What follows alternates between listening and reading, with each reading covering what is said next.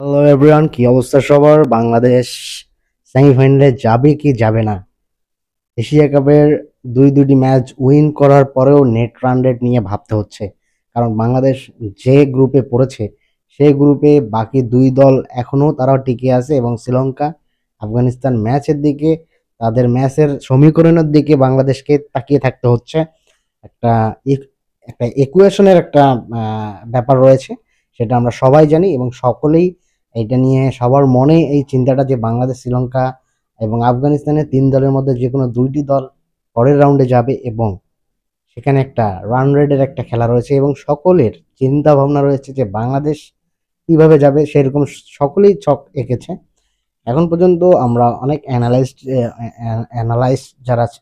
Analysis করে যারা, তাদের মাধ্যমে বিভিন্নভাবে আমরা জানতে পেরেছি যে বাংলাদেশের সমীকরণটা এখন পর্যন্ত যেটা রয়েছে, বাংলাদেশ শ্রীলঙ্কা যদি আফগানিস্তানকে যদি হারিয়ে দেয় তাহলে তো অলওয়েজ শ্রীলঙ্কা এবং বাংলাদেশ দুজনে চলে যাবে।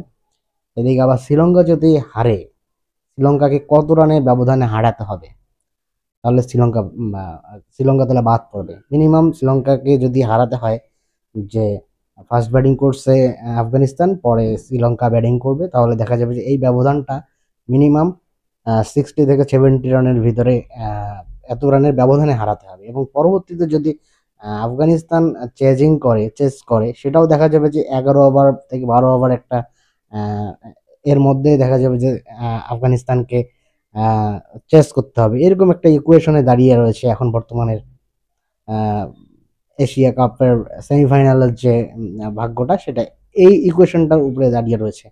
যাই হোক, আমরা চাবো যে ইকুয়েশনটা অনেক পরের বিষয়।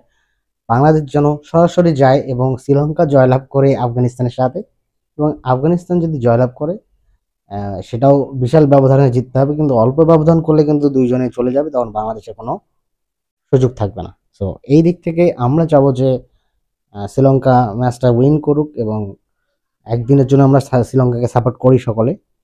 বাংলাদেশের সকল ক্রিকেট প্রেমীরা বর্তমানে শ্রীলঙ্কার যে অফিসিয়াল ফেসবুক পেজ, সেখানে অনেক কমেন্টসের ঝড় দেখলাম আমরা। সেই দিক থেকে সকলেই চাচ্ছে যে শ্রীলঙ্কা উইন করুক, কারণ আমরা একটু রান রেটের প্যাচে হতে চাই না। আমরা চাই এমন একটা ম্যাচ সেখানে শ্রীলঙ্কা উইন করবে। এই প্রথম বাংলাদেশিরা শ্রীলঙ্কাকে সাপোর্ট করতেছে এশিয়া কাপে।